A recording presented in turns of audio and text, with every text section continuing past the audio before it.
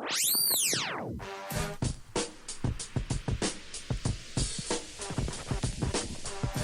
time for the Shop Report with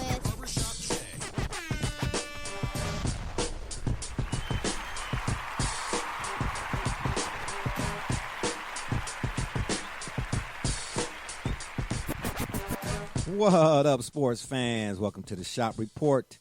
I'm Barbershop Jay. I'll be your host for the day. Here's what's happening. NFL holdouts.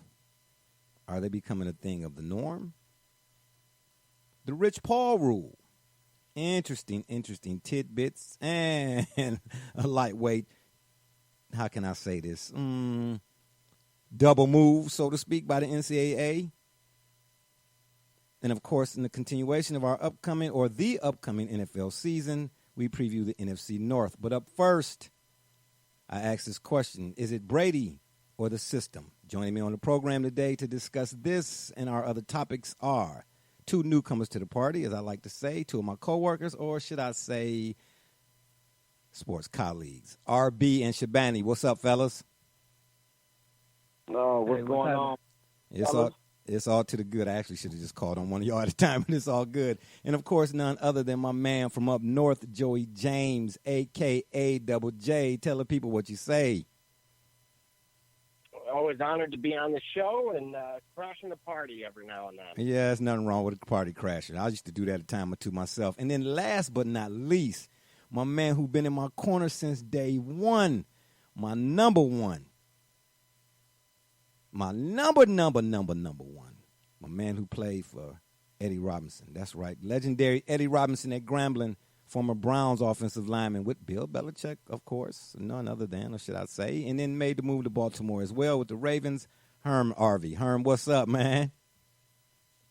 Yo, man, that was a mouthful. Yeah. How's everyone doing? Yeah, it's all good. It's all good. All right, fellas, let's get this thing started then. So we asked this question first. So this is the first subject or topic of the day or the show. Is it Brady or the system? RB, I'm going to start with you because you and I were having this conversation not even a week ago. I believe, wasn't it about a week ago we was having this? Is it Brady or the system? Wasn't that we was talking about that? Yeah? No? Yeah. Yeah, about a week ago. Okay.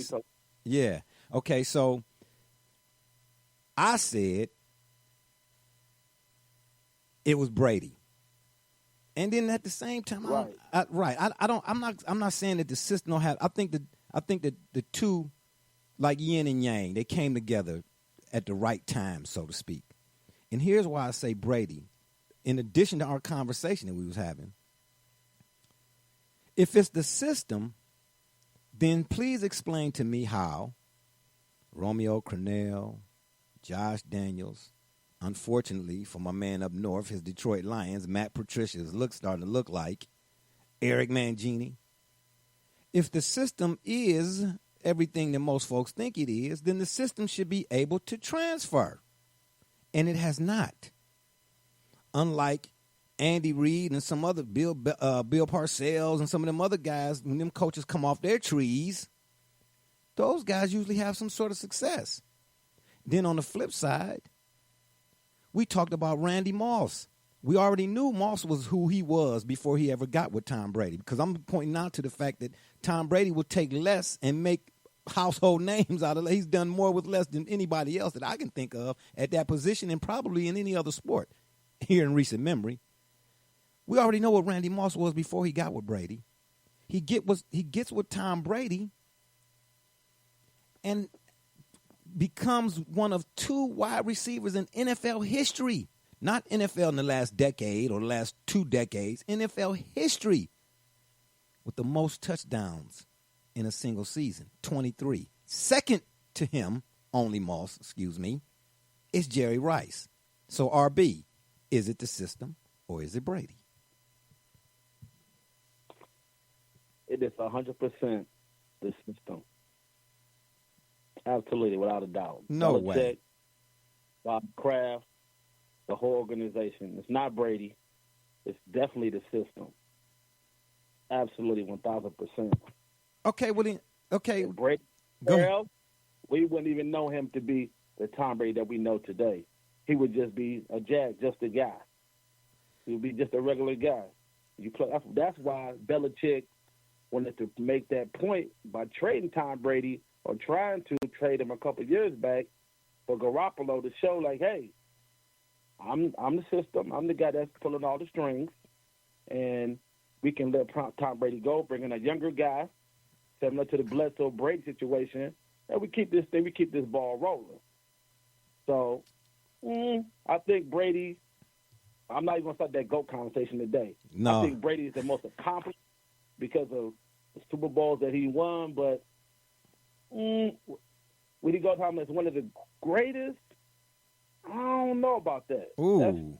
That's the most accomplished, yes, but would he be in that conversation with the Montanas, the Marinos? No, I don't put him in that conversation, no. All right, that's but fair. Absolutely. 100% system. Absolutely the system. All right, Shabani, what'd you say? Is it Brady or the system? Well, it's definitely if you check your history on the New England Patriots, it's definitely Tom Brady. Okay. Okay. And you say that why? Not to mention, first and foremost, he's a Michigan guy, so let's go blue. Let's not excuse that. He's a Michigan guy. So right. The history of Brady. Brady took over. Took over mid-season for Drew.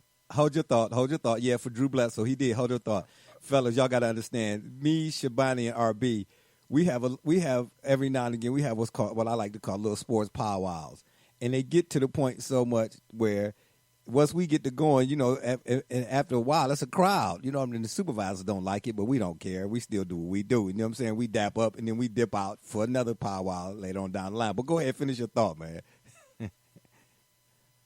In the history, Brady took over for Bledsoe mid-season. Yeah.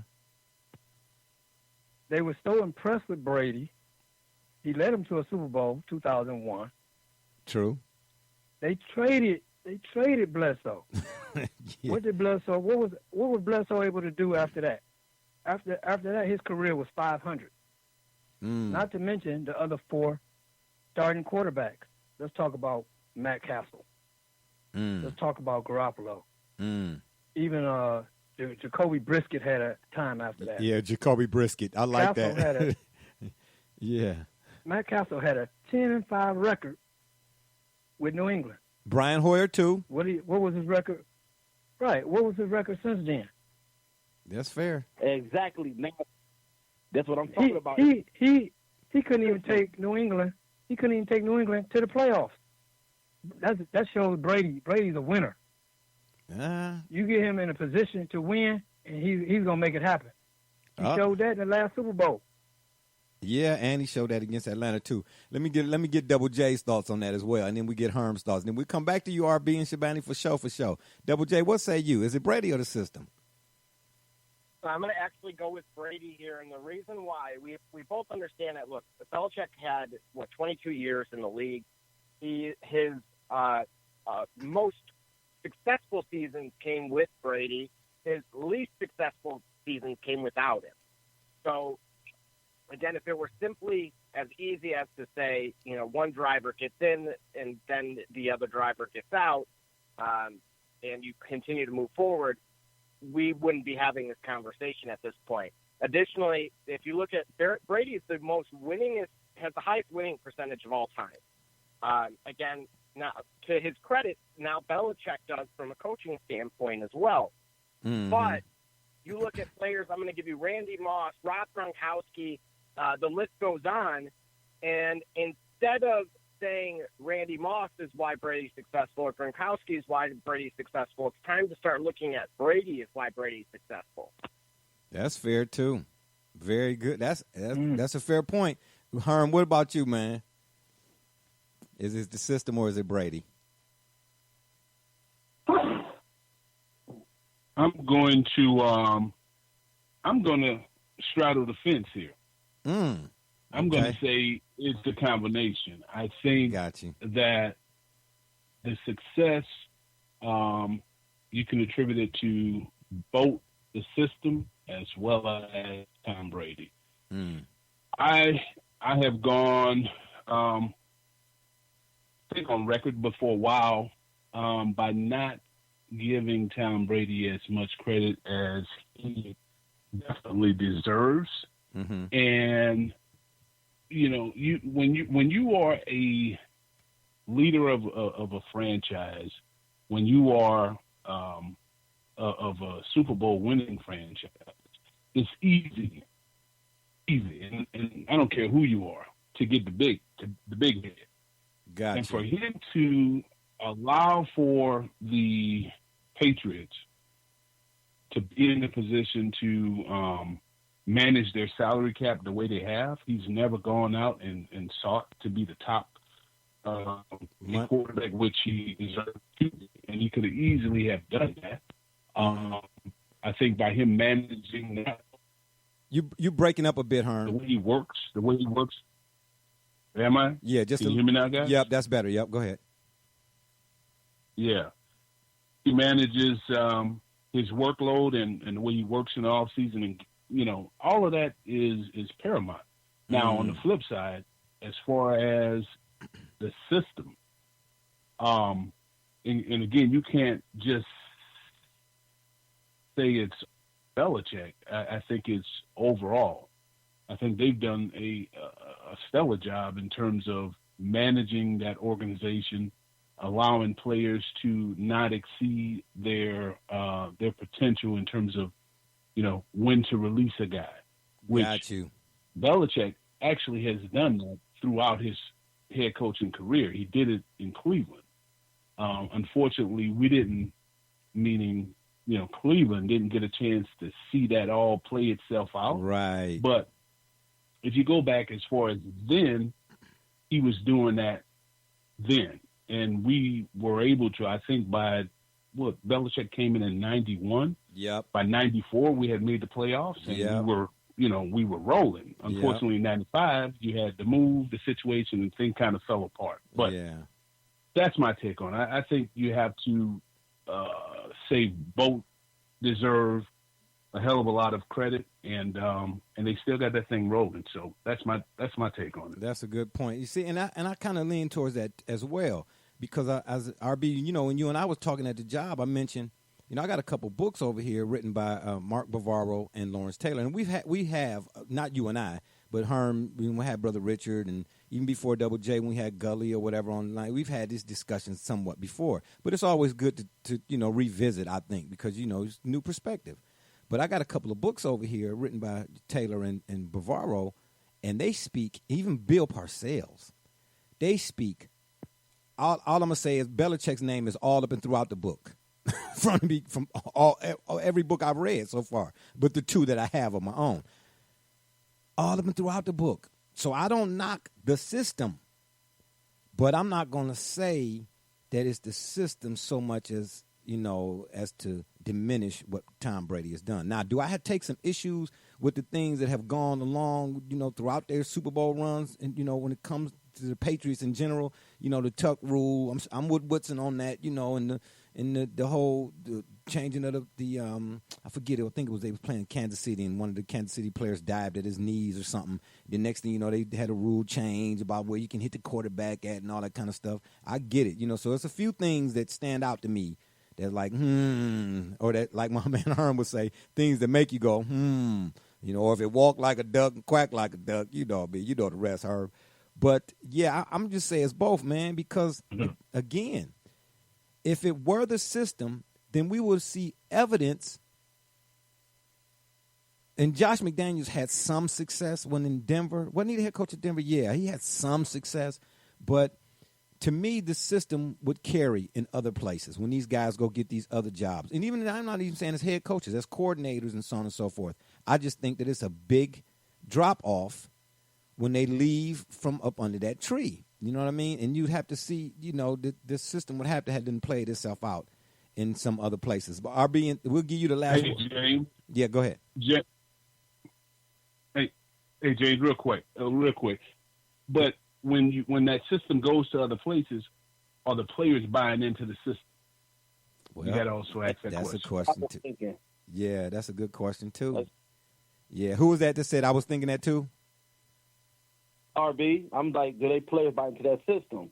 Yeah. All right. That's fair. Well, that's fair. I can't argue that. But again, I do. I'm with Herm. I think, and I told you this too, RB. I think it's a combination of both. I just think sometimes, and the reference I used was, you remember that movie, The Perfect Storm, with Mark Wahlberg and George Clooney and all of that. Sometimes, man, and it's not often. I mean, I guess we probably could count on one hand the number of times it's happened in whatever sport, where that marriage between that player who's an extension of and that coach, it just come together, man, which I'm kind of, and we'll touch on this a little bit too, man. You know, we got 3 hours to go, so 2 hours actually. Jay, go ahead. Who is that? Hey, Jay, but RB. Go ahead. I was trying to listen, and I was listening to what Shabani was saying when he was stating those points about other quarterbacks having some success in New England and then going somewhere for a different team. Okay. So that's what my argument comes in, where, okay, say if Brady was on Arizona or Miami or Buffalo or another organization, we should have the same success. You see what I'm saying? Yeah, you can ask that too. I say system. Yeah. You know what I'm saying? Brady's only been in New England. We have seen Tom Brady outside of New England have success. So that's where my argument say, okay, it's the system. Because when them guys are there, they have success. And when they leave from there, you know, it's all bad when they go to a different organization. So let's say they send Tom Brady to San Francisco and Garoppolo stays in New England. So you saying that Tom Brady is that great that he takes Frisco to the Super Bowl? Or does the system help Garoppolo get New England back to the Super Bowl? Well, I'll say this too. That's at the same time, you can have a system, but what makes a system, and Herm, you can chime in on this if you want to as well, is the execution by the players. Because how many the execution? Go ahead, my bad. No, you good. But see, because because no disrespect to Belichick, but Belichick can be Belichick and Belichick can have a system. But if you don't have a guy who understands how to go out and execute it, because let's say Matt Castle went 11-5, right? He did in that system. But now you really got to lend to Brady a little bit more, because what Brady done did in the system far exceeds what any other quarterback done in the system. So it's got to be some of Brady.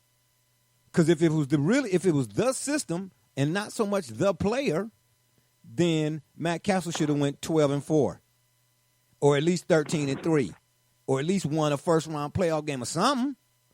You see what I'm saying? Or get to a Super Bowl at least. He should. Any other quarterback that has played in that system under Belichick prior to Brady, or maybe, well, I can't say after Brady because it ain't here yet, but I'm just saying, then they should have been able to at least maybe not win 6 Super Bowls, but they should have been able to do, if it's the system, what Brady has done to some degree. You see what I'm saying? So when those other guys have played, it shows that they're, yes, the system, because they had some success. But compare that success to Tom Brady's success in that system. It pales in comparison. Something I want to just point out is if you look at college football, this is very much a microcosm of the debate that we're having now. There's a reason why, you know, a legendary coach like, we'll say, Nick Saban, why he wasn't as successful at Michigan State versus he is at Alabama. Or potentially, like, you know, every few years, he doesn't win a national title. And is that because, the system's broken? No, you could say it's because of it was an off year due to recruiting. Got you. So then it comes down to player execution, too. And, Herm, let me ask you, and then, Shabani, you can have your last say before we move on to the next one. How much does that weigh in that whole quote-unquote system argument, the player execution? Does that weigh more than it be? That's what makes the system? Herm? Well, yeah, can you hear me? Yeah, you're breaking up just a little bit. Can you hear me? Yeah, you're breaking up a little bit. Yeah. That's better. It definitely plays into it. I mean, they want to, you probably have heard, I'm sure you've heard, the Patriots talk about identifying players to fit within their system. Got you.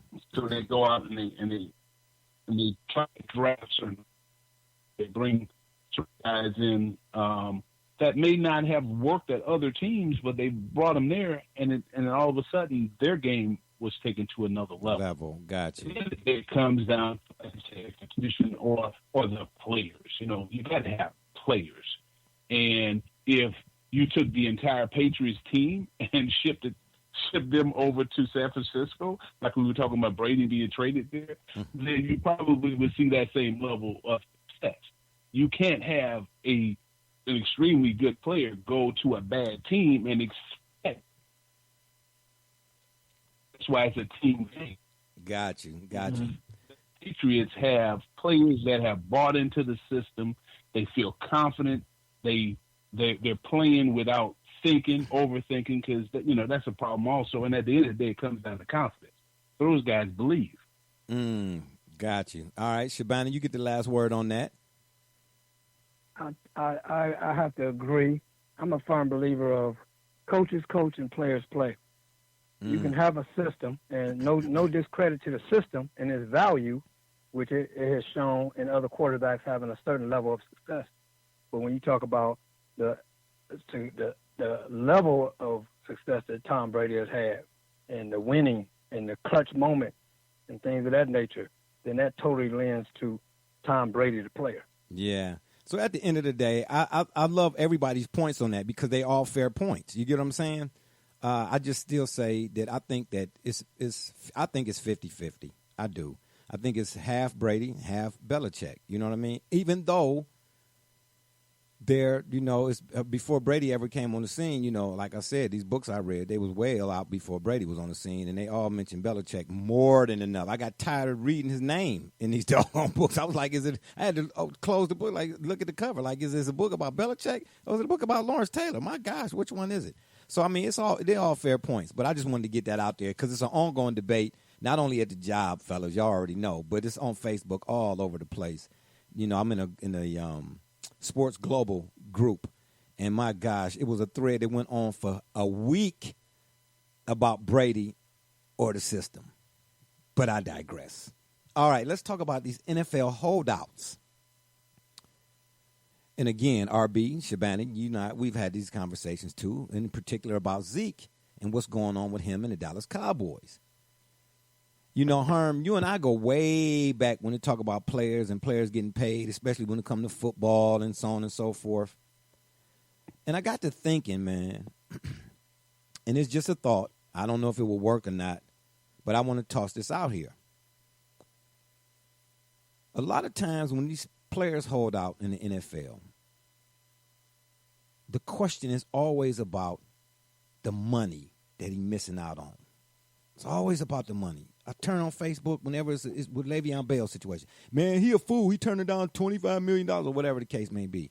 And I'm saying to myself and some of these people, maybe the dude is just smart enough with the money he already got that he can afford to hold out.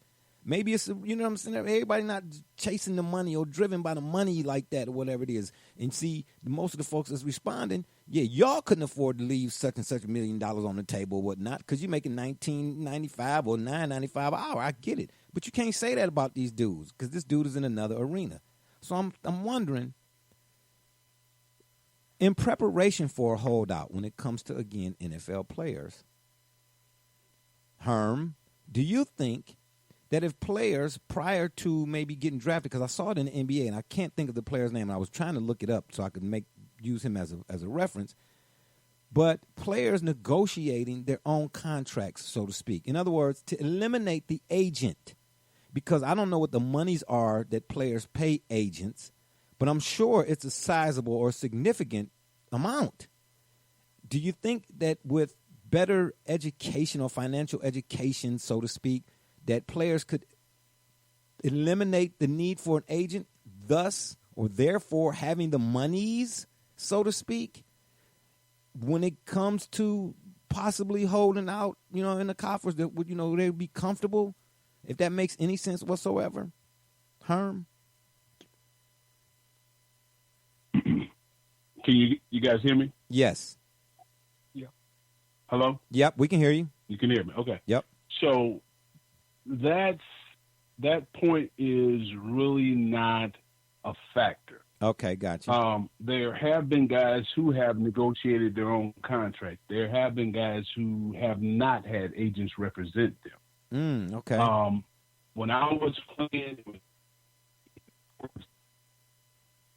I lost you again. Is what you paid an agent. Can you repeat that, Herm? For whatever reason, when you kind of. I apologize for that. How about now? Yep. How about now? Yep. Can you hear me now? Yep, you're good. Come on, it's a family show. You good? Yeah. For whatever reason, well, back when I played, agents were paid 3 to 4%. Okay. Now is that I don't know what that percentage is now, but I would assume it's lower. Okay, so stop right there. Let me ask you. Yeah. When you say 3 to 4, that's not. Hold on, Double J. Hold on. Hold on, Double J. Okay. Hold on. Herm, is that when you say 3 to 4%? Is that like an attorney, like you would for an attorney, kind of like an annual fee or a monthly fee or a quarterly fee, or is this a one-time fee or a one-time thing? No, it's whenever you sign your contract, you are getting you're signing a signing bonus, right? Okay. So the agent is getting 3 to 4%. Okay, got you. Okay, of that percentage. Got you. Let me think, boy. It's been a long time. And that should also carry over. I could be wrong, but that should also carry over. It doesn't impact like workout bonuses, roster bonuses, okay, things like that. Got but you. Your annual salary, it does. Got you. Good point. Okay. Got you. So in the grand scheme of things, and I could be off on that. Again, it's been a long time. But got you. When it comes to holding out and having monies, players should be okay. But there are a lot of guys who live above their means. Yeah. So to think along those lines, like maybe I should put some of this money away in the event I have to hold out. Mm-hmm. I think most guys are under the mind frame that it's not going to be them, which again, that's not a way to think. Got you. If I got to chime in on, if we're going to have this conversation about holding out and what people are talking about in terms of the players, you are absolutely correct. They always are talking about the player. Like the player is wrong. The player has a couple years left. Let's talk about Zeke. The player has a couple years left on his contract. He should honor the contract. Spit it, Herm. Well, how many conversations do we have when that same player has 2 years on his contract, he gets hurt, and the team is not on the hook for that? Are we having the same arguments about, the team needs to pay that guy that money? No, they're not getting it. And that's the other thing. People are counting folks' money, and they don't even understand. When you hear $100 million, that's not guaranteed in most cases. So it's $65 million, whatever. That number's growing. Okay, great. I applaud that. But at the end of the day, it's not what you think. So just sit back, You still there? I think I lost him. Herm, you still there? We might be having some technical difficulties on this end, but it's all to the good. Hello? Yep. Okay. Yep. Hello? Yep. Hello? Yep. Hello? Okay. How much of that did y'all hear? Yeah. Sorry about that. No. I don't know what's going on. No, it's all good. It's all good. This is why we do what we do here. Yeah, we But heard. I'll turn it over. I don't know where we got lost, but go ahead. Somebody else's turn. No, it's all good. Yeah, you were saying. Well, that, you go ahead. That's Shabani. yeah, you left off on the counting other people's money and not knowing what's really going on. Yeah. Okay, let me finish out. So the most important part about that is, when a player has leverage, they need to utilize it. Okay, anybody in their right minds will utilize leverage when they have it. And in the case of Zeke, I feel he has the leverage, so use it. Good point. Double J, you were going to say something as well? Yeah, I was just going to confirm that the NFL only allows a maximum of 3%. And I've had personal friends that have signed their own deals with or without an agent. But, again, it's, when you think of the Drew Rosenhouses and or somebody like Blake Barak from the Institute for Athletes, very different approaches. So it just is going to vary on their negotiated rate. Got you. RB, what say you about all of this? And hey, one last thought. Let me just say this one last thing. A player really doesn't need an agent for negotiating his contract. It's pretty much you have a list of every player's contracts, what they signed for, who they are, where they slotted. So it's really not rocket science when it comes down to negotiating a player's contract. Now, some of the other things, maybe being creative and throwing in some bonuses. I was watching this thing on Amazon regarding the Arizona Cardinals a few years back.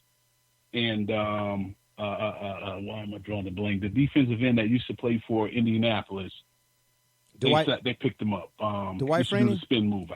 Dwight Freeney. Yeah. So Dwight, when they picked him up, they signed him for the veteran minimum. But he had negotiated in his contract that he would get $100,000 for every sack that he got. Well, the guy made about $1.3 million for the year, but a small portion of that was his minimum, his veteran minimum. So, try to be a little creative. And then again, a player can do that too. But I'm just saying, for the most part, agents don't be mad at me, but for the most part, players can do this stuff themselves. Got you. RB, what say you? I totally agree with everything everybody just said. I'm all for the players getting their money with or without an agent. I'm about to get that money. Get that money. You got to hold out to get your money, because I know that a player's shelf life as a player is real short, but they got to maximize. So you need to hold out, get your money, get back on that field, get back on that court, that baseball diamond, do what you got to do, maximize your potential, because at the end of the day, we're dealing with billionaires. This is, they got it. They just trying to do the little negotiation thing to kind of make it a way where they ain't being totally taken advantage of. But they're billionaires. They got the money. And these players, eventually, they get paid, and everything seems to work out. So I'm all for the players getting their money. I'm totally behind them 100%. Yeah, and my thing, too, when it comes to the players and their money and so on and so forth, I've had this, like I said, we've had these conversations before at some point or another, individually or together or whatnot. This is the player's livelihood. The dudes who writing the checks, these teams is their luxury. You can't compare that. But folks so quick to jump on the player's side. Oh, he ain't worth. Is he? I'm sorry, man. I'm and because I know Herm, we've had conversations. When I see this whole thing about, oh, he ain't worth that, I'm saying, why? Why ain't he worth that? If he worth whatever they willing to pay. And I think Jerry Jones, this is just me now, just me talking. I think they giving Zeke a little rest, man. That's really what I think. No way Jerry Jones go back down this road. He been down this road before already in 1993 with Emmitt Smith. They did win the Super Bowl that year, the Dallas Cowboys. Hey, but go ahead. Hey, James, can you hear me? Yep. But that's hindsight being 2020. That's hindsight being 2020. He did go down that road. Okay. So let me clarify. Okay. If Dallas had won those few games and his teammates, the guys like Charles Haley and them weren't flipping out, he probably would have stuck to his guns, meaning Jerry Jones. Oh. You follow me? Yeah, okay, I got you. Yeah, Dallas lost the first few games. The team was in uproar, so he had to. Again, Emmitt had the leverage. Emmitt felt he had the leverage to begin with, but it just mounted and it grew to the point where he had to cave in. In this situation, okay, and again, if I'm Zeke, I'm staying in Mexico. I'm just, I'm working out. I'm doing what I got to do to keep myself ready, but I'm not budging. Got you. And if you guys heard, I don't know if you saw, but Dak turned down $30 million. Yeah. Okay. And people up in uproar. People all upset talking about, oh, he doesn't deserve 30. Well, how does he not? He's a starting quarterback. He's in Dallas, like y'all say. You know, Dallas is the most. It's worth the most money, right? The franchise is worth the most money, so they're not all equal. Mm-hmm.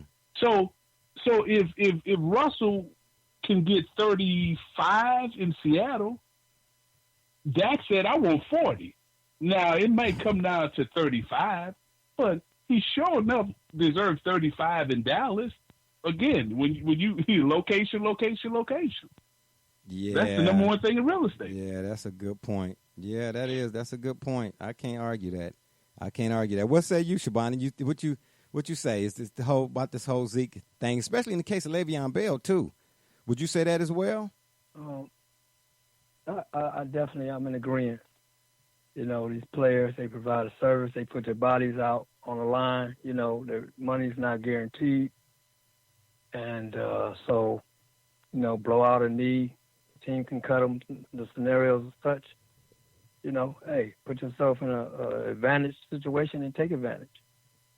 Yeah, that's all good. Yeah, so we all in agreement. You too, Double J. We all in agreement that, in other words, well, let me put it out. Let me pose it this way then. Does Zeke play this season, Double J? Well, I think the answer to that really comes down to what Jerry Jones, is he going to let history repeat itself? Because I think Zeke is prepared to sit out. Whoa. What about you, RB? You think Zeke prepared to sit out? Zeke is prepared to sit out. So there you go again, huh? But, you know, a lot of folks are saying, and it's a Dallas Cowboy fan down at the job too, and I won't mention his name here, but he's saying, man, they need to go ahead and get rid of him. And I said, why? He said, man, because he's doing too much off-the-field stuff, and that's why they think that Jerry playing hardball with him. What you say to that, Shabani?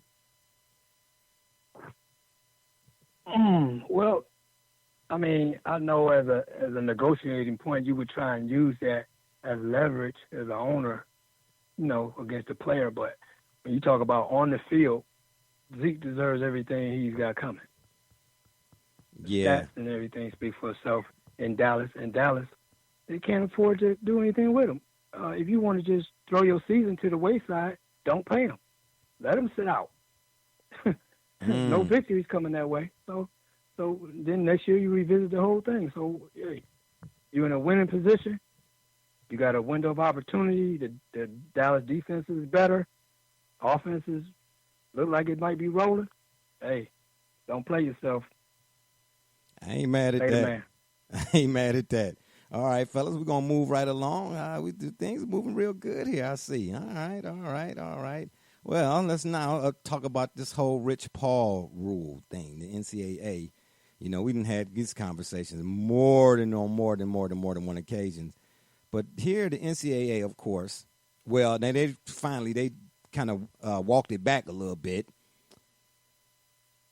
They required, at one point, it was not even a week ago, they required agents have a bachelor's degree, got to be certified with the National Basketball Players Association, got to have professional liability insurance, and they had to complete an in-person exam taken at the NCAA office.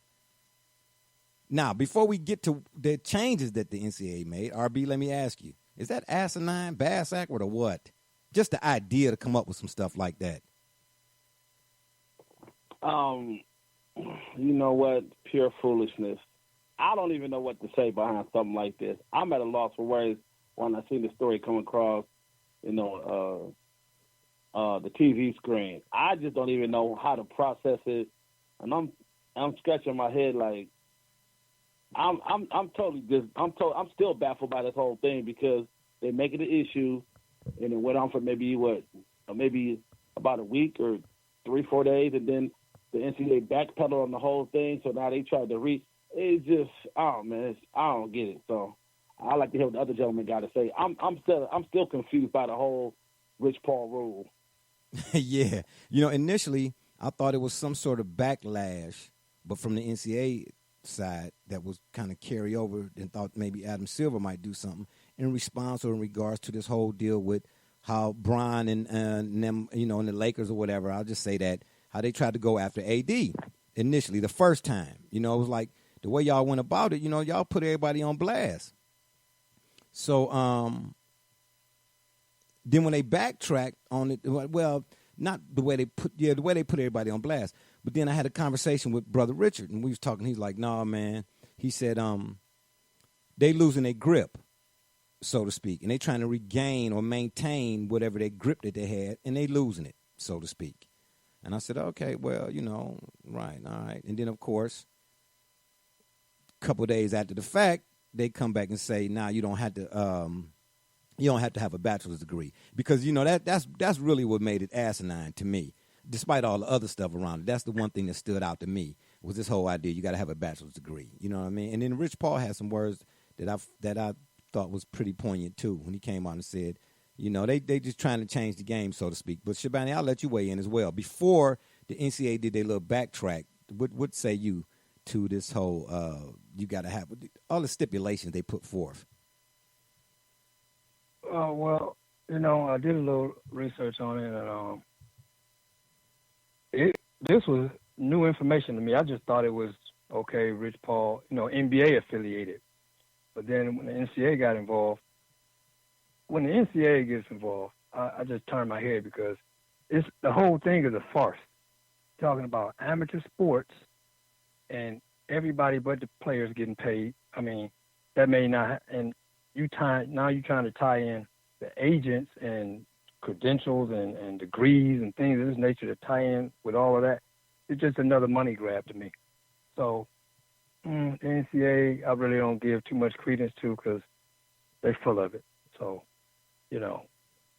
that's really my take on it. What can they do to a Rich Paul that's already established and, he's got his thing going on and everything like that? It just seemed like some crazy idea that somebody came up with, didn't think too much about, and now they backpedaling, and it's going to die down. So it's all good. Double J, what about you? Well, as somebody that was going to represent Kevin Jones at one point in time, keep this in mind, I was 18 years old. I shied away from it because I was told you had to have a law degree. Now, I have a degree, of course, today. Here's the thing. In soccer, they, somebody like Neymar, whose contract was one of the largest in all of sports, his dad created a management company and represents him. So really what this rule was in place for is, in their minds, from the NCAA, to not let the inmates start running the asylum, meaning if I'm your best friend and I've been growing up with you since we were 6 years old and you make it to the NBA and you want to help out your friend, well, guess what? Start a management company. I'll give you the funds to do it, and guess who's going to represent me? Well, you are. And so by putting that focal point on needing a degree, it was meant to eliminate that opportunity to many. And again, it prevented me from doing it firsthand. So I totally could see through the BS that the NCAA was trying to do, amongst others. And as you guys just pointed out, how could you hurt Rich Paul? They weren't trying to hurt Rich Paul. They were trying to hurt others that were attempting to become a Rich Paul.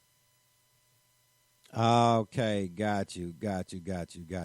So they was using him as the, what do you call it? Like setting an example, so to speak? Absolutely. The line was drawn in the sand that they were not going to allow somebody like him to slip through the cracks again. Got you. All right. Herm, what about you, man? What you say about all of this? Follow the money, man. You follow the money, you find the culprits. Okay. I'm shocked that the NCAA has a say-so in the matter. I understand it pertains to guys who are exploring whether or not they're going to go to the NBA, which, okay, I get it. So they would have a say-so. But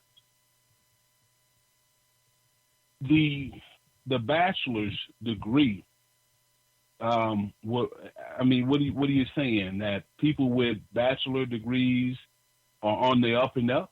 They have the best characters?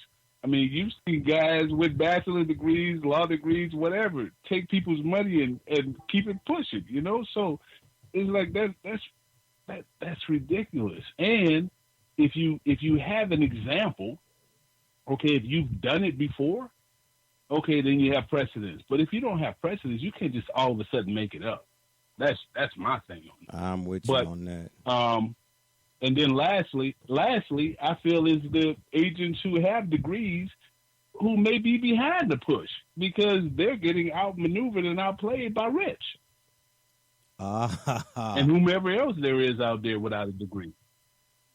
Oh, got you. Okay. All right. Well, I'll be yeah, well. And you see that? That goes right into my point that if you're your company X, Y, and Z, and you're not as popular or as notable as, Rich Paul is or Drew Rosenhaus or Jay-Z, I can't get these players if they're letting their buddies or if they're going with the most notable guys around. How can I eliminate that and force them to come to my way, as Herm just pointed out? Hey, and Double J, you just brought up another name which people are overlooking. Jay-Z doesn't have his degree either, at least not to my knowledge. Right. Exactly. Yeah. And he reps players also. I think he still reps players, right? Absolutely, he does. He actually just he made some news today with in agreement with the NCAA of all people. Yeah, the NCAA need to focus on paying these college athletes, not this rule. I agree. I was wondering, is it more about Rich Paul, or is it more about Uncle Dennis with the Kawhi Leonard situation? Does that play a part in why all this is going on also? Because the way that was handled and him being a family member, does that play something into it also? Because you would think...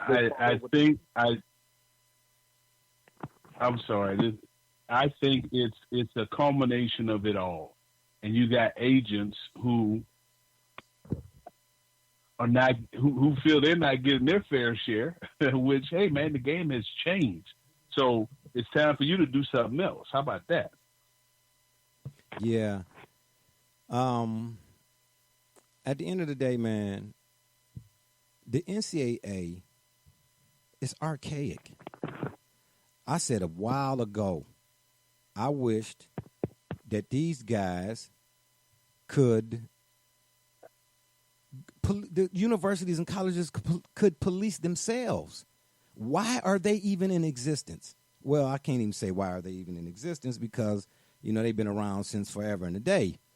But it makes them look bad because let me give you an update on the whole thing. That's why I said we was gonna talk about before they made they moonwalked. Based on the update now, you no longer need a bachelor's degree, but you still need NBPA, National Basketball Players Association certification, only, so to speak. And I didn't hear anything else about having to go to what do you call it? This class or any of that other stuff that they was talking about. And I'm saying, okay, yeah, got you. Yeah, right. NCAA. Barbershop J. Yeah, I'm here. Do Barbershop J. Yep, I'm here. Do you not think? I think that's I think that's BS. Like, and you got to call it for what it is.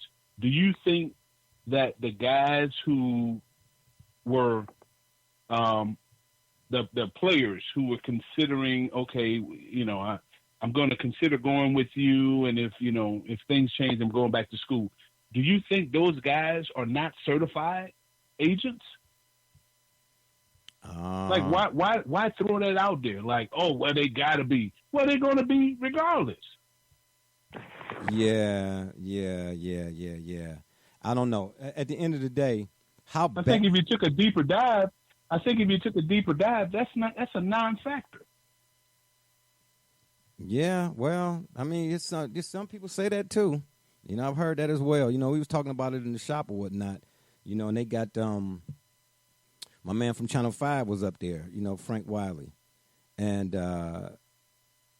we've been having that conversation, man. I don't see, does this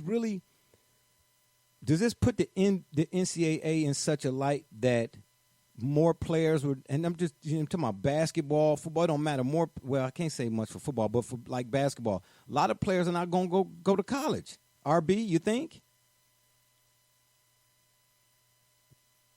I think it's split. It's split. You're gonna have more guys going forward if they don't change the one and done rule. You'll see a lot more guys going overseas for that 1 year and then waiting a year of eligibility and going straight into the NBA draft.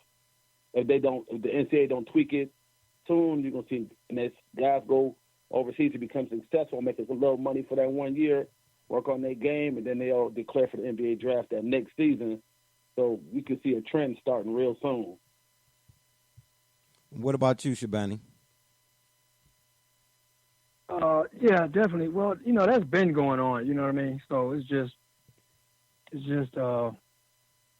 sometimes it just takes a couple of notable players to do it, and, other guys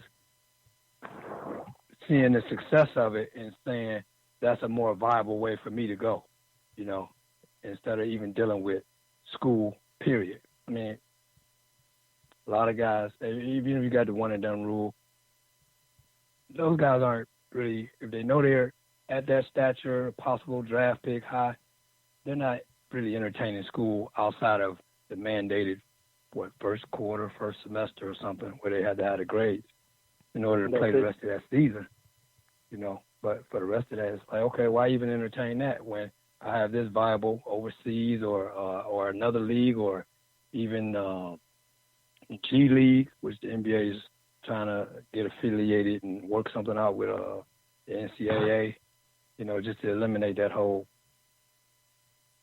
farce. Yeah. The NBA, the NCAA is just full of it. So the opportunity they present there, they talking student athletes and all that. Come on, let's be real. The people that's on the inside, I'm only observing from the outside, but people from the inside really know what it is as far as student athletes and the criteria and, all that stuff that goes on. So, yeah. And aren't they already addressing the one and done rule? Like, isn't that going away? Yes. I believe so. Haven't they already addressed that? Yeah, it is. No. Right. So again, this conversation that we're having regarding the agents and the requirements and so on and so forth for guys who, they want to evaluate their chances of going, and they decide, they want to go back. Okay, so be it. I get that. There is an attempt to protect the players because, there's a long running history on players being taken advantage of. But again, I don't think it matters whether you have a degree or not. If you're a crook, you're a crook, regardless. Yeah. Say you just a crook with papers. Saying that you're a crook, huh? Yeah, it's all to the good. Yeah, I think the NCAA. You might have crooked your way to getting that paper. Yeah. Hey, you might have crooked your way to getting that paper. Yeah. I mean, like I said, man, I think the NCAA's days are numbered. They got to be. You're talking about a monolithic entity. I don't think nothing better describes the NCAA when it comes to being a monolith, so to speak. Yeah, they've done deal. All right, fellas, we're going to move and keep on going here, as I like to say. We're going to now discuss this NFC North preview. All right, RB, you being a staunch Packer fan, I want to ask you something a little earlier. We was talking about Tom Brady, the system and all of that. Could we say the same thing for Aaron Rodgers?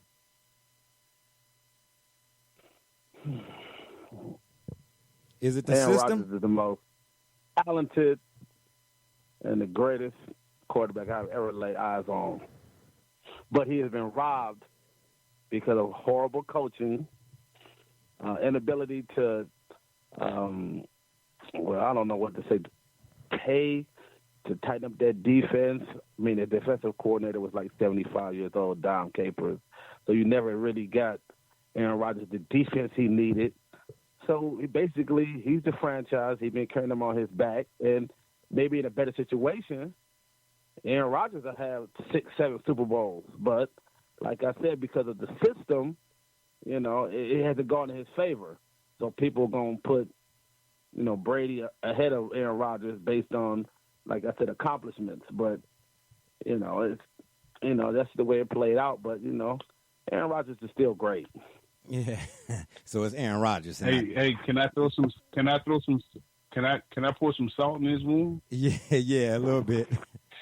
Perhaps if he wasn't pushing to be the top paid quarterback, he could have better players around him. I'm just saying. Oh, well, that's which is what Tom Brady has done. Oh, so taking the hometown discount or pay cut a little bit? Absolutely not. No. Yeah. No. He said no. I feel like Aaron Rodgers is the only good thing about Green Bay. Everything else is all wrong. Oh, wow. Wow. Hey, I just had to throw that little salt in the man. It's all good. It's all good. It's all good. Okay, so I want to say that again.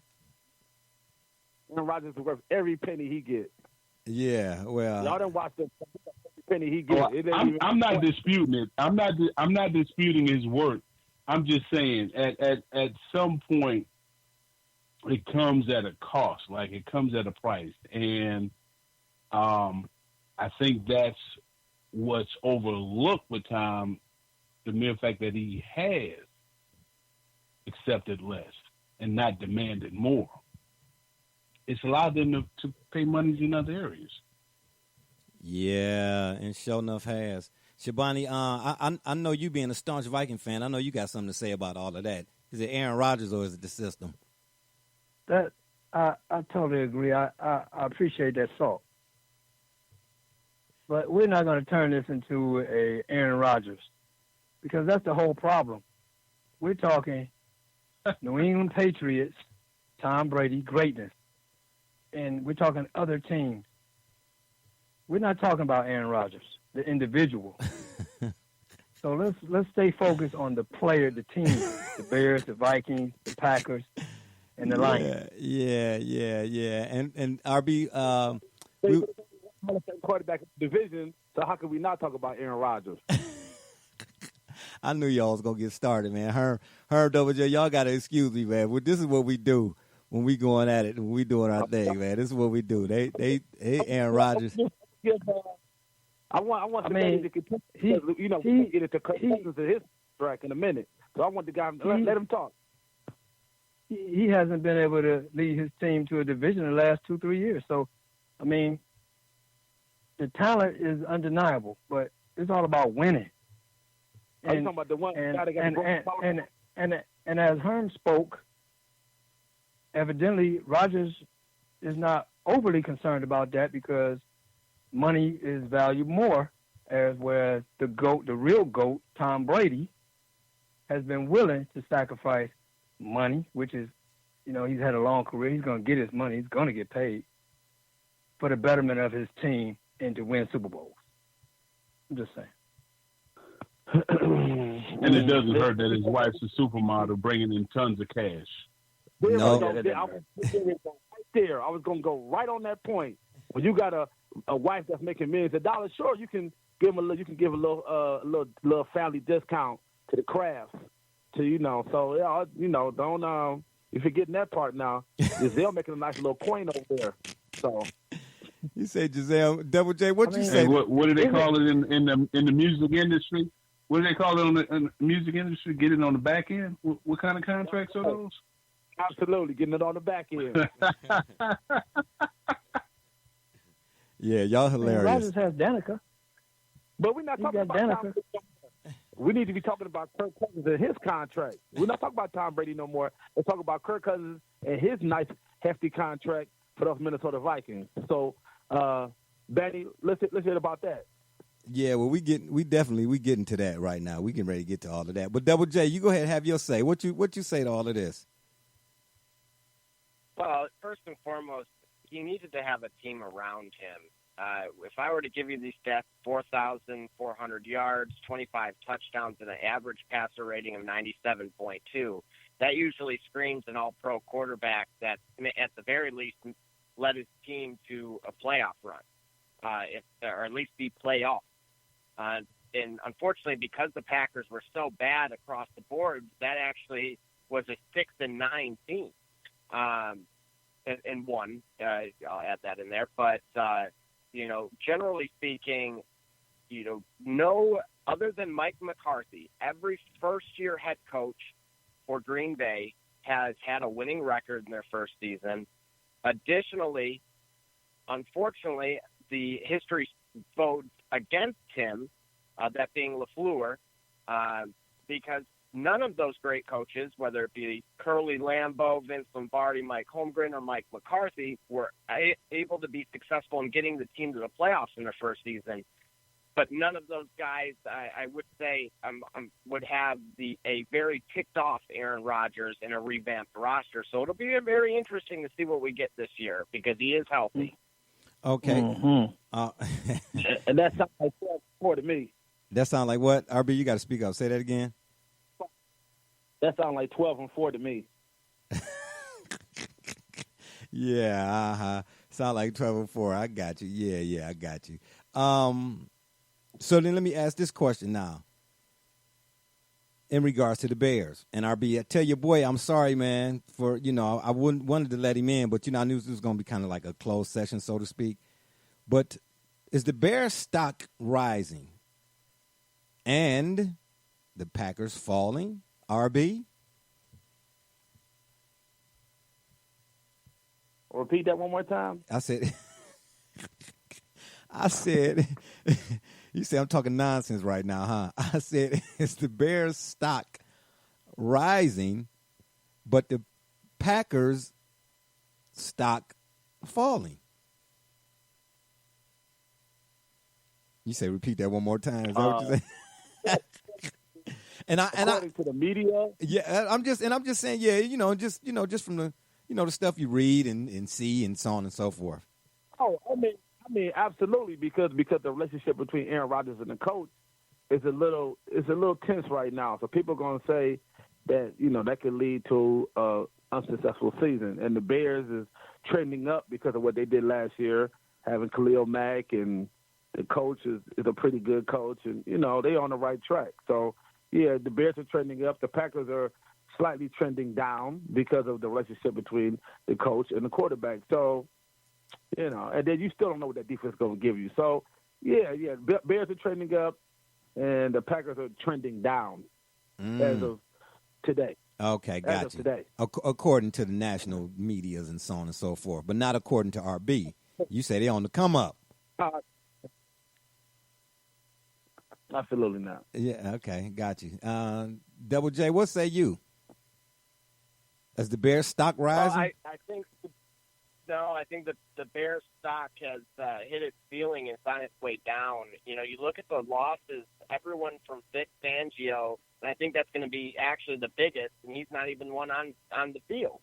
So losing your defensive coordinator which is really the heart and soul of that team, to go to Denver, in addition to losing half of your running game with Jordan Howard, that puts a lot of pressure on Mitch Trubisky. And let's face it, that guy got bailed out a lot last year. I'm just not a big believer in him.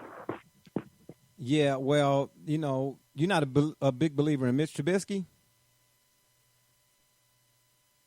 Correct. Yeah, got you. I figured that's where you was going. I should have muted you, right? I should have gave you the bail. That's what I should have did. I got the bail. I got the bail over here. I ain't had to use it in a while, Double J. Don't start nothing here. Herm, what say you? Is the Bears stock rising and the Packers stock falling? I am curious to see how it all unfolds. I am too. I like the Bears. Yeah, I do too. I would agree that the Bears stock is rising. I'm a disagree. I don't think you said the Packers? Yes, the Packers stock falling. You said the Packers, right? Yep. Not the Vikings. Okay, my apologies. Yeah, the Packers stock is falling. Whoa. So I would agree with that. I thought you had said the Vikings, but I like the Bears. I like what they've done. I don't necessarily agree with the fact that their D coordinator is moving on, or whatever happened in that situation that's going to change things that much. Because you got to remember, Matt came into the season. He came into the fold late, so I don't necessarily attribute that to a coordinator in his scheme. Got you. I mean, the dude's a beast. He's an animal. So he's going to do what he has to do regardless of who the DC is. Now, the other pieces around him, perhaps. But I'm curious to see how it all unfolds. Don't slip on the little Mighty Mouse, the running back out of Cohen. North Carolina A&T, HBCU, baby. Yeah. That dude was an animal in college. And his role has increased as time has gone on. And Trubisky, this is going to be his make or break year. Yeah, a lot of people have been saying I think that as well. I think he's going to step up. Yeah, a lot of people have been saying that as well. And Shabani, I'm going to throw this one at you, even though I know, of course, you're the Vikings fan, and we can ready to get to some Vikings stuff here in a second. But looking at the Bears wide receiver, because we're talking about Mitch Trubisky, looking at the Bears wide receivers, you got Trey Burton, Taylor Gabriel, Marvin Hall, Anthony Miller, Cordarrelle Patterson. That's the one. And then you got Allen Robinson II as well. Could he be the difference maker for Trubisky in that offense? Well, I really don't think any of those guys are going to be a difference maker consistently. I mean, is that the Vikings bias coming out, or is that just you talking football? Or you just No, I'm just talking football. Okay, I got you. Okay. And then can Trubisky get them the ball? So, you have those things in question. The Bears last year had a solid offense, but they had a high takeaway rate. Yeah. So you talk 36 takeaways. That was the most since the 2015 Panthers, which they ended up making to the Super Bowl. Yeah. Well, that's going to be hard to duplicate. Yeah. So with that in tow, and then you begin to rely solely on your offense to carry you, then that looks like a step back to me. All right, that's fair. Because offense can get you there, but you got to have that defense. That defense has to be present. That's fair. I actually like Trubisky, to be honest with you. I liked him coming out of North Carolina, but not like I did Josh Allen and Baker Mayfield. They all came out the same year, didn't they, RB? No. No? Where am I at with mine? No. Yeah, this is the senility. No, year before. Okay, year before. Okay, all right, yeah. Well, yeah, Baker came out last year. That's right, sure did. My bad. But I wasn't. Trubisky to me played a little bit better so far with his time with the Bears, his short time with the Bears, than at any time I saw him in North Carolina. But I saw enough of him at North Carolina. I was like, he's interesting. Let me keep an eye on him as things move forward, because Herm, my barometer. A lot of times I'm watching the TV, or it might look like I'm watching the TV, but the TV's more so watching me if I got a game on. Some games I'm all into, but some I'm just kind of doing other things. And when I hear a guy's name jump off the screen, when I hear announcers mention a guy's name more than 2, 3, 4, 5 times, I'll say, okay, now I'm paying attention. And the same thing was said about I could say the same thing about Mr. Trubisky when he was at North Carolina, and Khalil Mack when he was at Buffalo. So we all know how that turned out. I like the guy. I'm not saying that they're going to go to – because, they was one missed kick away from – ain't no telling what they could have done in the playoffs, because, Herm, you and I talked about when you get to the playoffs, you talking about that levels, if you want to touch on that again right quick. Like, you go through a regular season, it's this kind of intense. And then once you get to the first round of playoffs, it's that kind of intense. You remember that conversation we had? Oh, yeah. Yeah.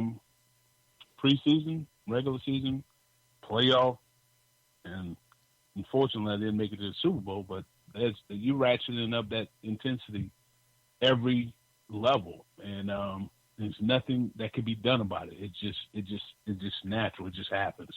Guys they understand what's at stake. Yeah.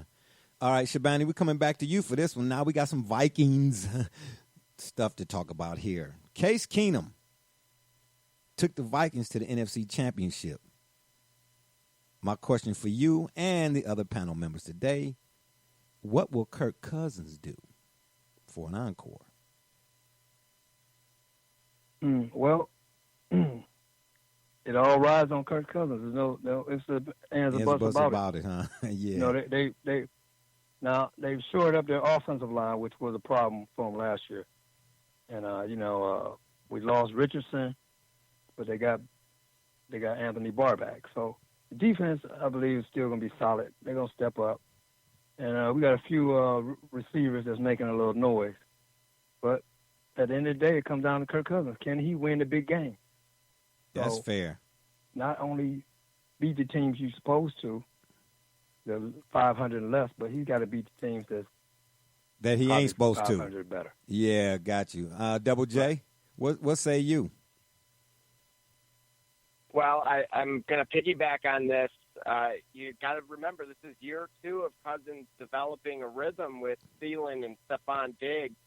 Of course, you got a nice, strong tight end with Kyle Rudolph and a great second-round pick in Irv Smith Jr. I think the most underrated move of them all was having Gary Kubiak join the team, which is going to have a strong play-action style offense, which, again, fits the core of that team.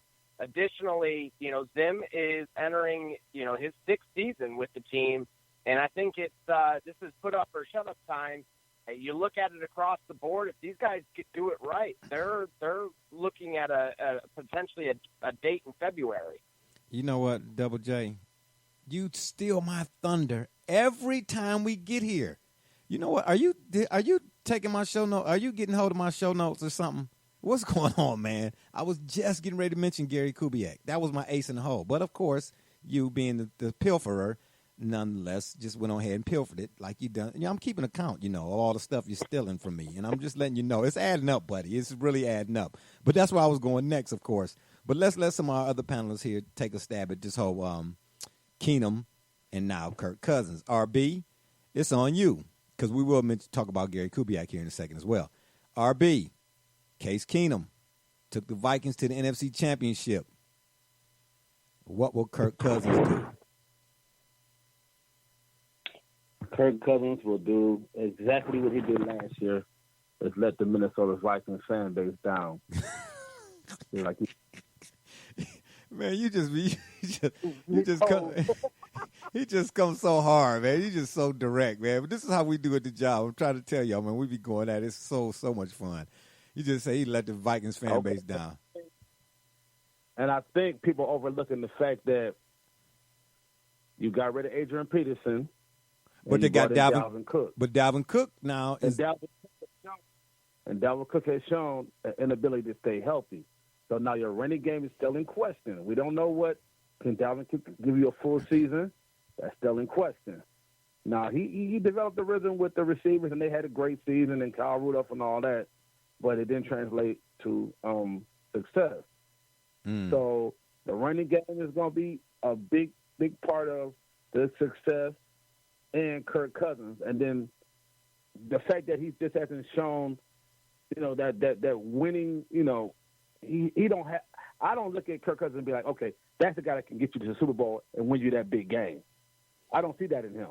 Yeah, but you know what? It's going to be Minnesota to overcome the just the mediocrity of Kirk Cousins, and then the question mark behind the running game. It's going to be hard for Minnesota to win the division, make the playoffs, and keep that Minnesota fan base happy because Kirk Cousins got that big, huge contract.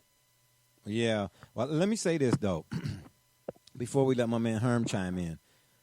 And I liked Kirk Cousins. I know what he did to the Browns a couple years ago. They kept Joe Gibbs was back on – not Joe Gibbs. Who was it? Shanahan was back on the sidelines. One of them – yeah, I think it was Shanahan. Somebody was back on the sidelines. It might have been Joe Gibbs, one of the two. But anyway, they kept running the same bootleg, and the Browns, for whatever reason, after the 12th time, still couldn't stop it. But anyhow, in his defense, somewhat, Kirk Cousins, there have been a few Super Bowl winning quarterbacks that you look at them prior to that season and you would have said the same thing. Trent Dilfer is one of them.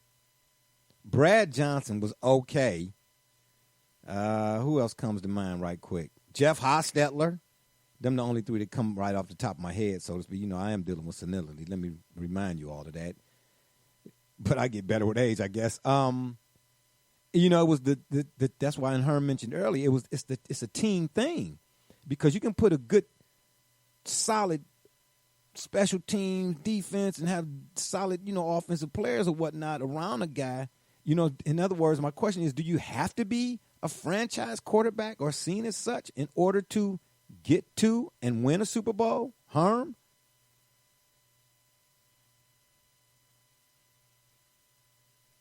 Herm, you were still with us? It helps. Yeah, you said it helps. Yeah, I'm here. Yeah, it helps. It certainly helps. You know, but you know, in this case, I think their success relies on the running game, and no, you cannot put the weight on the quarterback based on his salary. I mean, hey, he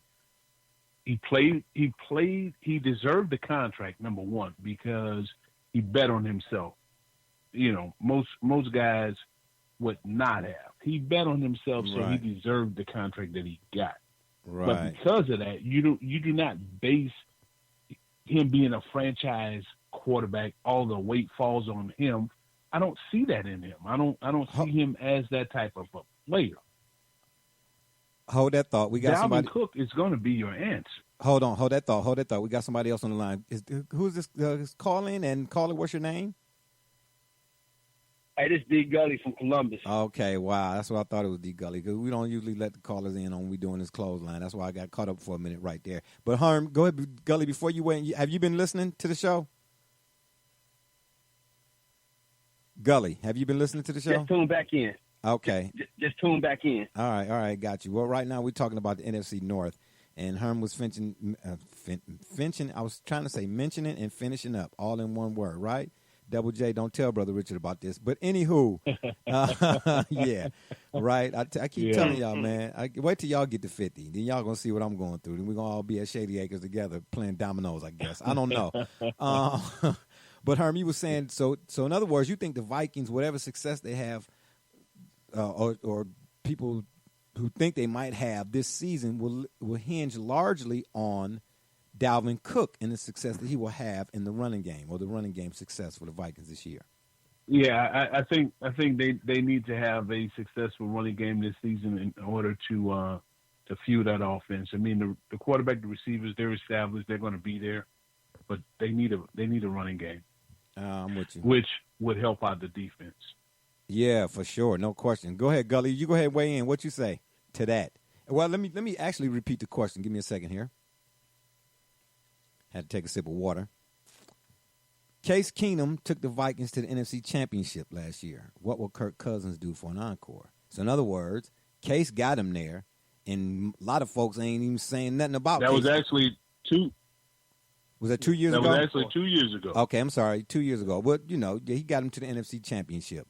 So now, with Kirk Cousins, who, by all accounts, is way better than Case Keenum, shouldn't he be able to at least get them to the NFC Championship, if not further, was basically the question. Well, them getting there, I still think, to answer your question, I think it's no. And it's not because Kirk Cousins isn't an upgrade at quarterback. I just feel like in the NFC, in terms of a conference championship, I feel like there are two other teams that will be there. But if you're looking at to stick to the idea of we're talking about the Minnesota Vikings, I certainly think that whatever success they had 2 years ago, with a more complete or capable quarterback like Kirk Cousins, they should be able to at least make their presence felt, at least have a really productive season, and at least get into the playoffs. The idea of them getting to a conference championship, I think that's going to be a hard sell, because I believe that the Saints. And I believe the Saints going to have one of those spots in the conference championship. And I think the other spot is not going to come out of the NFC North. Whoa. We got a Packers and a Vikings fan on the show here today. Oh, man, them was fighting words. Not really. We just kidding here. I've heard some people say that as well. So let me ask this question. Where do the Lions fit in all of this, Double J? Are they going nowhere fast with Matt Patricia?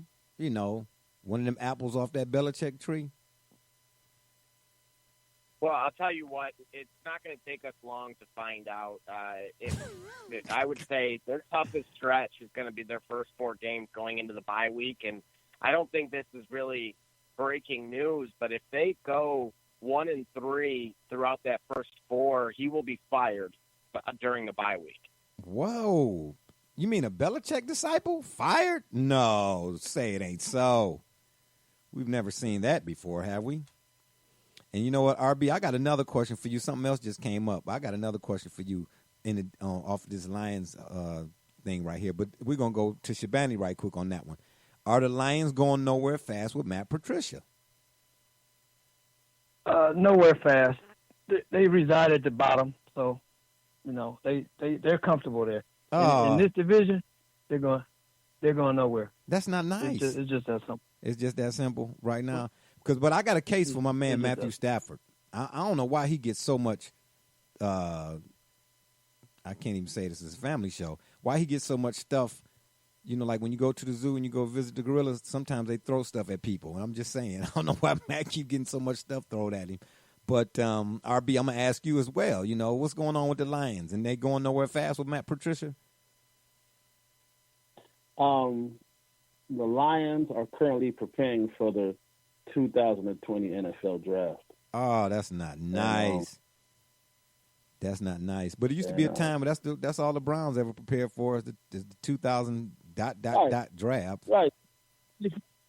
Just see what you got and prepare for the draft. Okay. Because they'll be in the top 5. Herm, you want to weigh in on that as well? What's your feelings about Matt Patricia and the Lions? My thoughts on Patricia and the Lions. I don't have any. It's all good. Double J, I hope you ain't taking none of this personal, man. You know what I'm saying? It's all love on the program. You know what I mean? My man Double J, he up there in Lions country. You know, he a Michigan guy and the whole 9 or whatever. We're not about to do this Michigan-Ohio State thing. We don't do that here, okay? All right? We can't have them Bruce Lee. Different day, right. Yeah, that's a different show, different day. We're not about to have this Bruce Lee, Chuck Norris moment with the kitty cat, meow, you know, and then everybody fight. Nah, that's not what we're doing here. Not right now today. So, Gully, I'll come with you with it right quick. What's going on with that? Hey, Barbershop J. Yeah. Barbershop J. Yes. Barbershop J. I still have nightmares, man, in 95 going to Detroit and Barry Sanders running up and down the field on our defense. Oh, that's right, Herm. Yeah, that's right. You was a part of that. Yeah, you was a part of that. It take a lot of courage to mention that on the program. It did on the P-rogram, as I like to say. Yeah. Hey, ringside seat, baby. Yeah. Gully. So, what about you? I mean, what's going on with the Lions and Matt Patricia? Again, I don't see much of anything when it comes to the Lions that make me think that this year is going to be a turnaround. He did seem to provide new energy, but what I can tell you is, little anecdotally, I do remember there's a certain national host who took a lot of credit for Matt Patricia changing his hairstyle or changing his hat. He wears his hat backwards, you know. There's a certain national radio host that took a lot of credit for speaking about that negatively to the point where he started turning his hat around. That, to me, spoke ill of Matt Patricia in that the voice that he hear outside, not being able to allow him to do what he does best in the way that he want to present himself. Therefore, I think that's going to affect the team negatively. I don't see them moving anywhere. If you let commentators direct how you change how you wear your hat, yeah, how does that bode well for your ability to get these players on one accord and to get them to perform better? You know what I mean? Yeah, that's a good point. Gully, I'm going to piggyback on that. Hold that thought. Of, an interview where he got really critical of the media about him being too relaxed at a press conference. So you guys can definitely Google search that one too. Yeah. Well, I'm with Gully on that in that regard. And Herm, I'll let you catch out because I thought I heard you getting ready to chime in, and you can. Just let me say this right quick. I don't follow nobody else's path, man. I cut my own and leave a trail. If I'm Matt Patricia, and I've never been an NFL coach, NFL player, or nothing like that, because Herm, I want you to hear right here and now, whenever I'm discussing football and I mention your name a few times, I defer to you on that. You played in the league, you know what I mean? But I am saying this.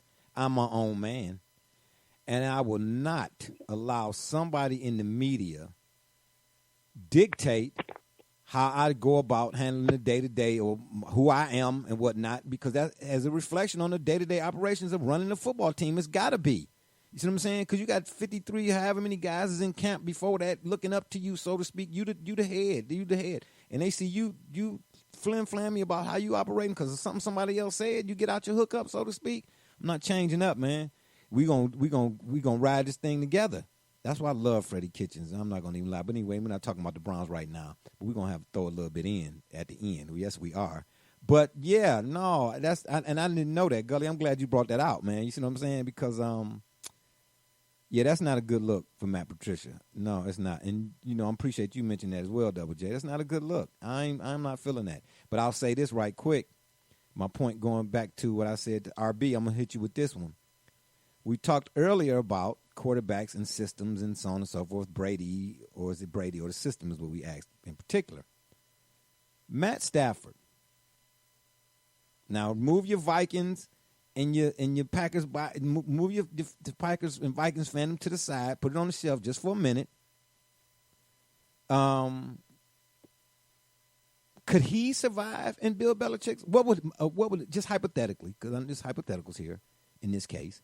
What would Matt Stafford do in Bill Belichick's system? What would Matt Stafford do right now as the Browns are constructed?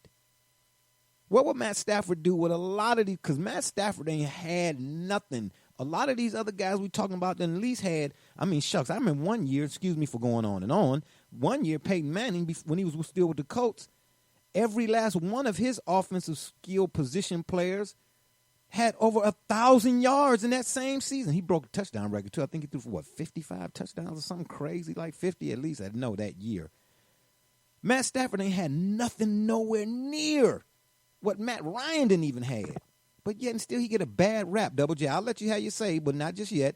RB, what's the deal? What's going on with that? Why Matt Stafford getting a bad rap, man? And we just talking football right now. Why he getting a bad rap, man? You talking about the Matt Stafford that played with Calvin Johnson, Megatron? Yeah, Thank you very much. Thank you very much for bringing that up. Thank you. Hold it. I know y'all. Hold on. I know y'all ready to jump on me about why I'm saying that, and I appreciate y'all for doing it, but y'all got to know, if you know me, you know I'm very well prepared for whatever. I'm trying to tell you, Warriors, come out to play. Yeah, it's me. I'm that 300 by myself against everybody else. But here's what I'm trying to get to you. You know what I'm saying? Yeah, I'm talking about that Matt Stafford. Because that Matt Stafford, last time I checked, when did he ever have he had a Calvin Johnson, true of that. Now, what else did he have? He had Golden Tate. Golden Tate. Oh, wow. Really? Come on, man. Yeah. I'll tell you what he didn't have, though, is a running game. Generally, or an offensive line. He was one of the most sacked quarterbacks in the league, and additionally had not had a 1,000-yard rusher. I think there's been 3 since the turn of the year 2000 in the Lions history. Okay, so stop right there. Now, here's my question to everybody on the panel. I was waiting for somebody. See, I threw something out there, and I was waiting for somebody to come back with the bait, baby. With that being said, name me a Super Bowl winning quarterback that did not have I won't even say stellar, but a running game to match being in that Super Bowl or getting to that Super Bowl. Are you going to tell me that LeGarrette? The 2011 Green Bay Packers. Really? Gully, I should have hung up on you, is what I should have did. That's what I should have did. With Aaron Rodgers, yes. That's what I should have did. RB, you signing off on that too? You over there smiling. I can see it now. You smiling? Absolutely. Absolutely. I was getting ready to go right there. Yeah, you was getting ready to go right there. Okay, so the 2011 Green Bay Packers, they had, who was their running back?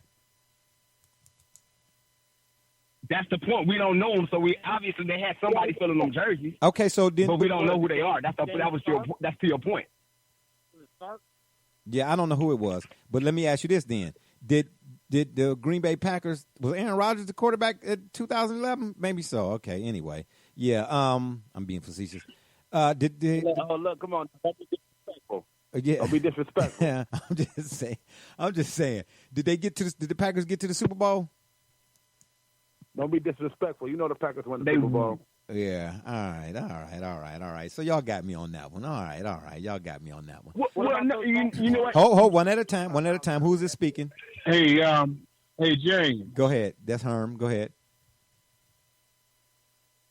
Yeah. On the subject with Matthew Stafford, you know, you guys brought up Calvin Johnson. And I was just doing a little research.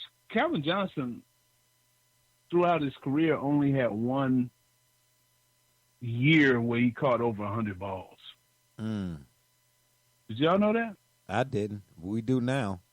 And he retired in 2015. Heck, I didn't know it either. I just, like I said, did a little Google search. Okay. He retired in 2015, right? Uh-huh. Matthew Stafford's numbers, 2016, 65.3% completion, 4,327 yards, 24 touchdowns, 10 interceptions. Passer rating, 93.3. 17, 65.7. 44.46 in yards, 29 TDs, 10 interceptions, 99.3 passer rating. 2018, 66.1. 3,777 in yards, 21 and 11 TD interception, 89.9. I mean, this dude's been consistent regardless that's of my who's point. been there. That's my point. I don't understand. Yeah, there's nobody's debating if he would thrive under Bill Belichick. I mean, every Lion does. Look what Eric Ebron left and became a Pro Bowl tight end. Stop it, Double J. Cut it out. All I'm saying at the end of the day is, why is that's what I should have flat out asked you all. Why is Matt Stafford getting the short end of the stick when in these conversations? Because he's Phillip Rivers in the NFC. He's making $27 million a year, and that's preventing him from having the right athletes around him. Okay, well, they can't. But who? Heck, I'm not mad at Matt. That's $8 million. That's $8 million less than Russell Wilson. You know what I'm trying to say? I'm sorry. I'm just saying. I'm not mad. I'm not.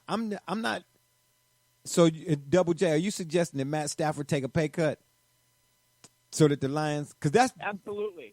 I think for his sake, and if he cares about legacy at all and wants to remain in here, and maybe he doesn't, I wouldn't blame him because of the same reasons you're pointing out, is that he's not respected here any longer. And, again, it's going to get very ugly very quick. And, again, it's not necessarily his fault. He's had more coordinators than I can count. And as Herm pointed out, he's been a consistent quarterback. But, the Lions were plagued for over a decade, if not longer, in trying to have someone that was Matt Stafford's caliber. Now they got him, but they can't get anybody else around him, and they can't figure it out. The Lions need their own segment, their own independent show for people to figure out why does God hate the Lions?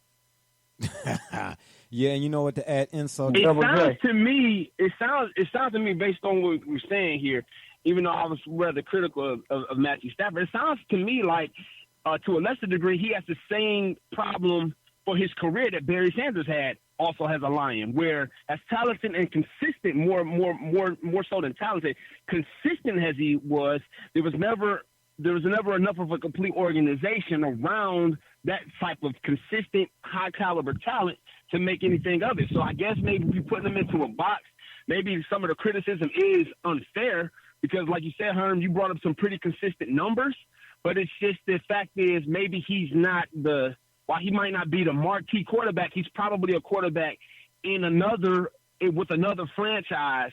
He would probably be at that elite level because he'd be in more elite games, more conference championships, more divisional round playoffs. Yeah, I would agree with that as well. Yeah, I mean, to me, this is Herman. To me, an organization's success is top down. It's top down. So I don't know who Detroit's ownership. I don't know if it's changed. I don't know what it is. But to say that he's making too much, I mean, his number is now actually getting closer to Brady's number, which is that conservative area. 27 is now considered conservative. So that's no longer an argument in terms of he needs to take a pay cut. He's actually underpaid now. So they got to raise the roof, basically. They got to raise up everybody else around him. Yep. And that's really what my point was. You know, what I mean? and that excuse, if that's the excuse, I don't follow Detroit, but if that's the excuse that the organization or what's being said throughout the area, well, that excuse no longer it don't carry no weight no more. Can float because it doesn't carry any weight anymore. You know, I mean, you got the money. What are you doing? How are you spending it? That's the key. Exactly, Herman. We if you look at who's in charge of this, I'm 50 yards from Ford Field right now, actually at Comerica Park, and again, it's been that everything you both between Gully and yourself pointed out that it's a top-down approach and that it starts higher than that. That's why Cleveland's been able to turn around in the manner that they have. We've attempted to bring in, the old Patriots general manager. That's who's running the show. Obviously, you see a Patriots guy. You've seen, if you look at the off-season acquisitions, they're all former Patriots for the most part. So they're trying to duplicate this system yet again. And, like I said, it's going to very much be boom or a very, very ugly fuck that you'll want to tune in for, by October. Yeah. And last, I was getting ready to say, to add insult to injuries, so to speak, I don't know his first name, but last name Curse, I believe. Some guy Curse. Didn't he break his leg or got his leg broken in half or something? Something bad happened to a guy, Double J? Absolutely. Yeah, so that doesn't bode well. Oh, from Seattle. Yeah. And he was supposed to be a key component for them this year, wasn't he? Absolutely. You talked about, who else Matt Stafford had around him. That was somebody that was supposed to be there, and he's gone too. Yeah. So before the season starts. And speaking of injuries, right quick, I know we touched on this a time or two before. We've had previous shows or whatever, but I just cringe when I hear, especially when it comes to football, a guy can't stay on the field, or he injury prone, or he always seemed like that bothers me, because I don't know who we were talking about the last show we did. We kind of mentioned this as well, and one of the questions was I forget who the person was, and I got my notes, but I wasn't expecting to go back into my notes. But my thing was, the knock on him, is about his injuries, but how can you mention that or say that without giving some consideration to the fact or the nature of the sport? Sometimes I not as much as I used to, of course, but I'm watching the Skip Baylesses and all of them, man. They so quick to say, "Oh man, he stay hurt. He gotta stay relatively healthy." Man, dude, don't be so quick to. I had to turn it off. Like, look, man, if they was playing badminton, okay. If they was playing t-ball, okay. If they was playing tennis even, okay. Basketball even, okay. But football, let me repeat. Let me remind those. Not just James. Yes. James. Yep, I can hear you. Yep. Barbershop. Can I weigh in on this first? Yeah. This is Herman, man. Yeah, go ahead. Say your piece. Go ahead. Listen, man. A player doesn't go out there, to get hurt or, looking to get hurt or whatever. It happens. Right. And regardless of the sport. And it's like you mentioned the media and whatever, but it's everybody. Even within organizations, they fall for the okie doke. And if a player starts to, he can't stay on the field, then that conversation starts to permeate, and you can feel it. You might not hear it, but it's being said, but you can feel it. You can feel it in the coaches. You can feel it in the ownership. It just floats throughout the organization. Okay? And then you wonder why a guy doesn't want to come to the training room or the facility when he's hurt. Because the last thing he wants is to be around and basically being a pariah. Got you. It's horrible.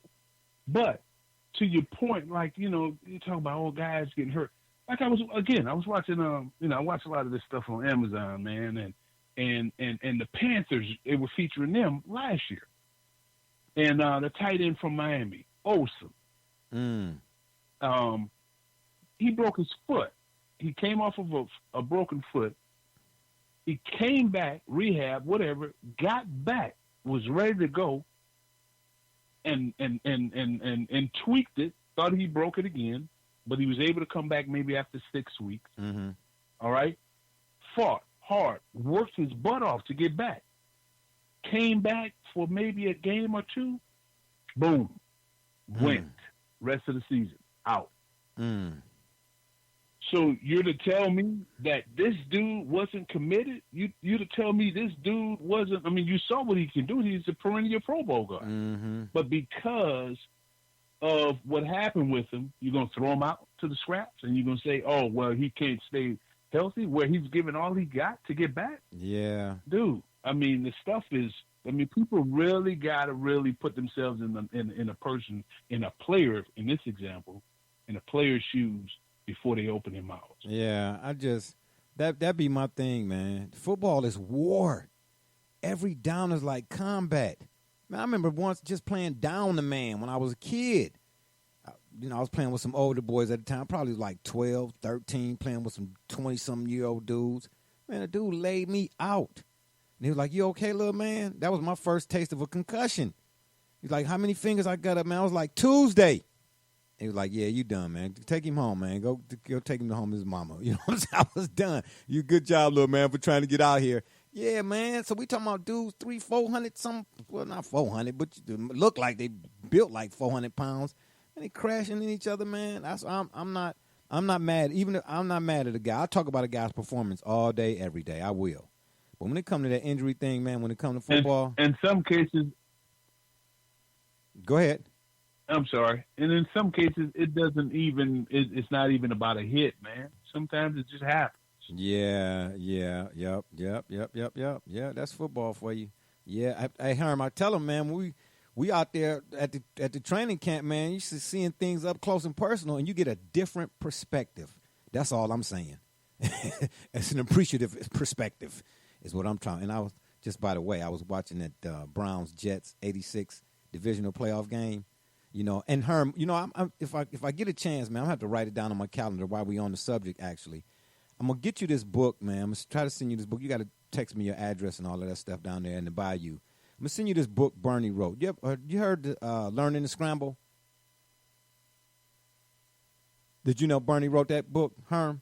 I have not, but I'll check it out on Amazon Prime. Okay, well okay. If you got the Prime, yeah, man, you need to check it out because Bernie is breaking it down, man, and that's I want the inside stuff. You see what I'm saying? Because then you know a lot of stuff. By the way, that was a plug out. By the way, that was a plug out to Amazon. We, you know, a little marketing dollars, a little advertising dollars. You know, we'll take it. Yeah, ain't nothing wrong with it. It's all to the good. That's right. GHA Technologies. That's what Herm is into now.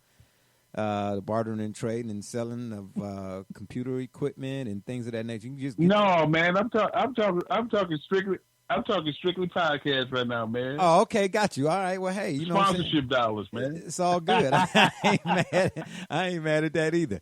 All right, this is the last one we got for today's show, fellas. I appreciate all of y'all for being on the program. I really, really do, man. We had to do this roundtable thing a little bit more often. My cat Shabani, of course, and RB. You know, we do the sports powwows. Yes, sir. But RB, we're gonna come to you. What one game this season decides the NFC division winner?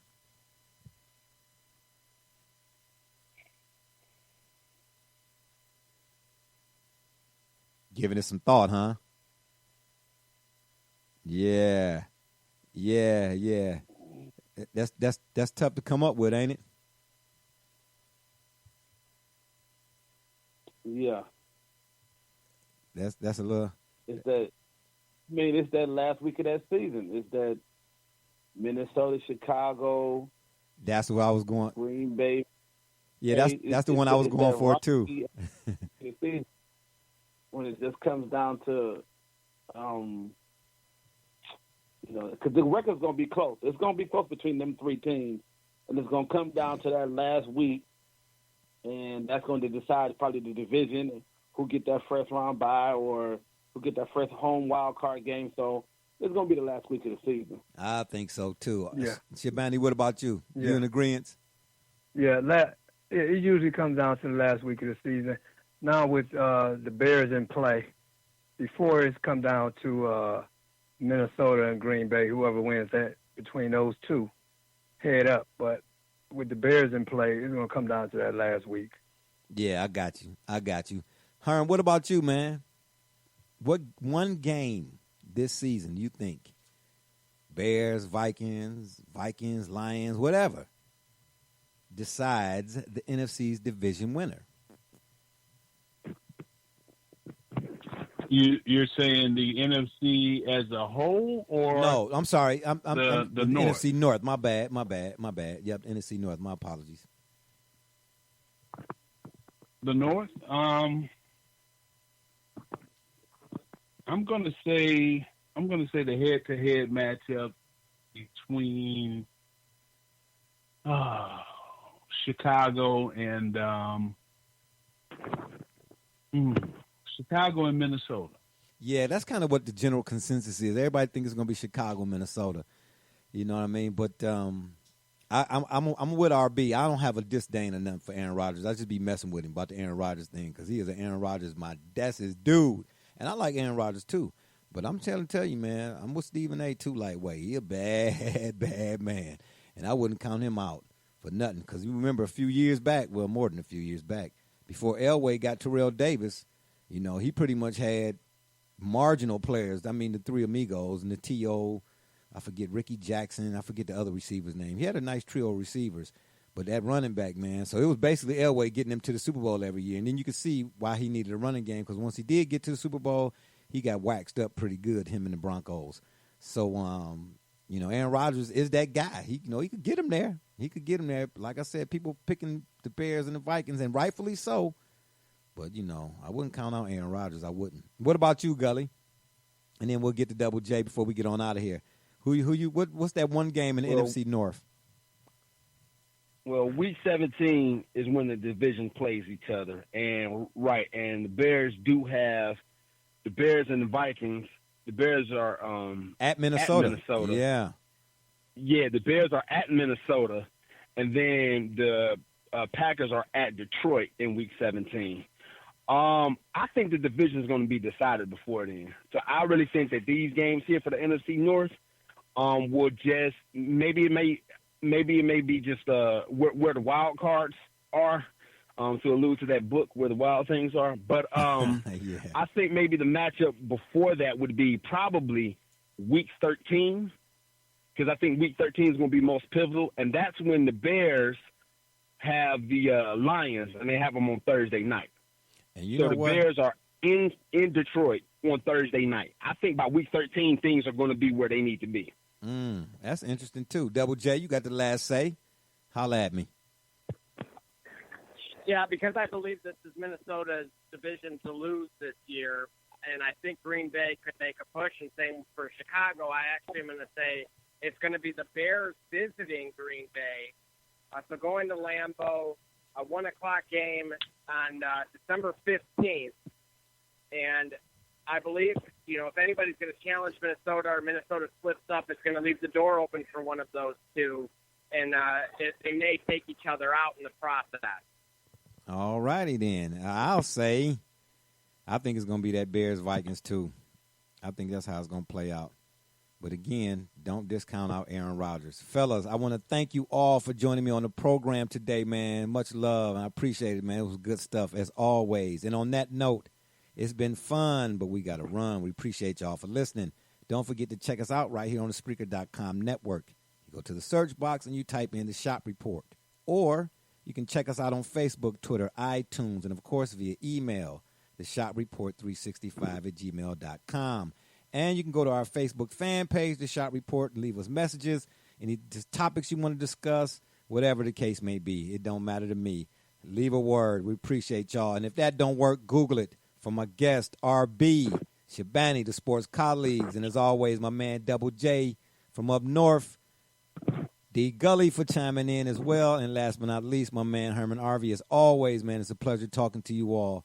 Fellas, once again, I appreciate it. And for all those who follow us on social media, we say thank you for your support. I'm Barbershop Jay, and you've been listening to the Shop Report. And remember, next time y'all want to know what's really going on, man, come to the shop. Walk-ins are always welcome. Holla!